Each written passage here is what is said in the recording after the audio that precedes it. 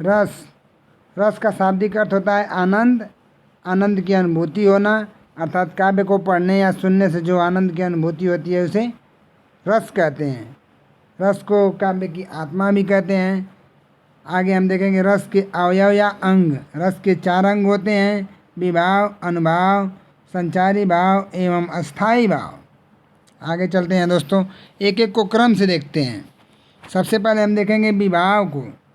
विभाव का मतलब ये होता है कि जिनके कारण हमारे मन में भाव उत्पन्न होते हैं उन्हें विभाव कहते हैं। जैसे चुटकुला पढ़कर हंस देना, सांप को देखकर डर जाना इत्यादि। आगे हम देखेंगे विभाव के प्रकार। विभाव 2 प्रकार के होते हैं, एक होता है आलंबन विभाव और दूसरा होता है उद्दीपन विभाव।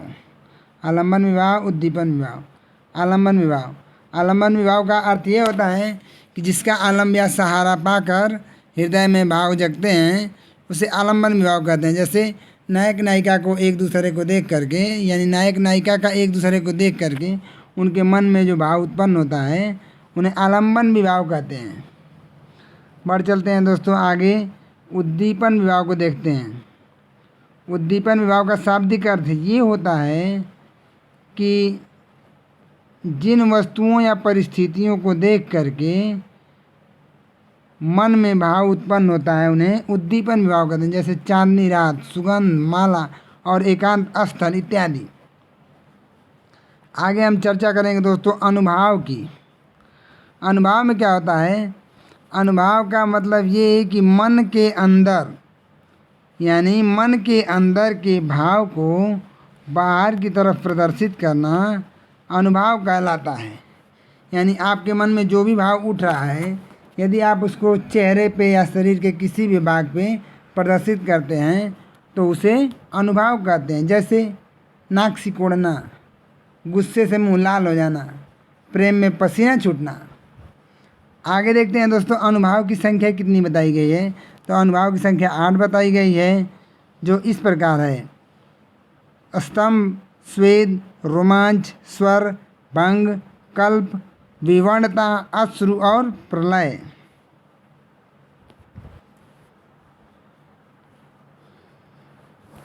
अब हम चर्चा करेंगे दोस्तों संचारी भाव की।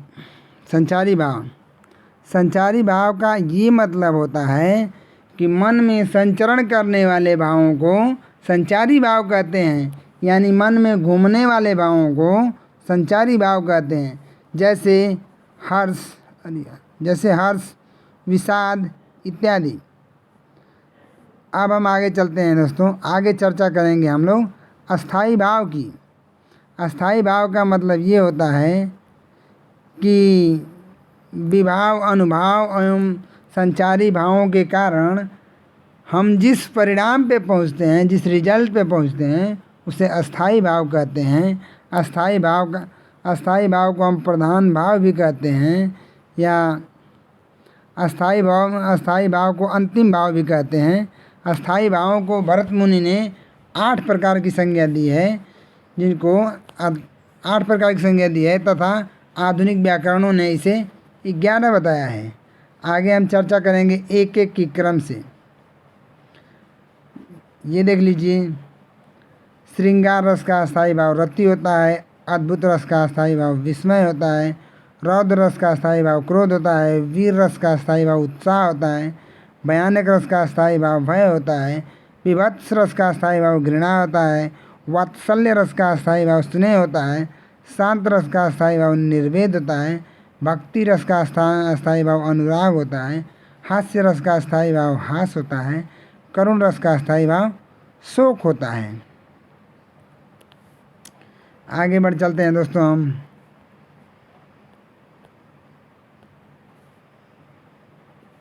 रस के प्रकार। रस के प्रकार में हम सबसे पहले देखेंगे श्रृंगार रस को। श्रृंगार रस का अस्थाई भाव होता है रति। जहाँ पर सौंदर्य संबंधित वर्णन होता है वहाँ श्रृंगार रस होता है। श्रृंगार रस को रसों का प्रधान भी कहा जाता है। श्रृंगार रस 2 प्रकार के होते हैं, संयोग श्रृंगार और वियोग श्रृंगार। संयोग श्रृंगार में क्या होता है कि यहाँ पर नायक नायिका के मिलन का वर्णन किया गया होता है, यहाँ वहाँ संयोग श्रृंगार होता है। जैसे चिरजीवों जोरी जुरे जो प्रतिबिंबित हो पाए, पीठ दिए निधरक लखे इकटक दीखी लगाए। आगे हम चर्चा करेंगे दोस्तों वियोग श्रृंगार की। वियोग श्रृंगार में क्या होता है कि यहाँ पर नायक नायिका के विछड़ाव का वर्णन होता है, यानी दोनों के अलगाव का वर्णन होता है, वहाँ पर वियोग श्रृंगार होता है। जैसे निस्दिन बरसत नैन हमारे, सदा रहती पावस ऋतु हम पर, जब से श्याम सिधारे। इसमें गोपियाँ ये कहती हैं कि हमारे नैन से यानी हमारी आँखों से प्रत्येक दिन मतलब प्रत्येक दिन आंसुओं की बरसात होती है, और हमारे लिए हमेशा पावक ऋतु रहती है, यानी हमारे लिए ऋतुएं आग जैसे होती हैं जब से श्याम हमारे यहाँ से चले गए हैं। अगला एग्जाम्पल देखेंगे।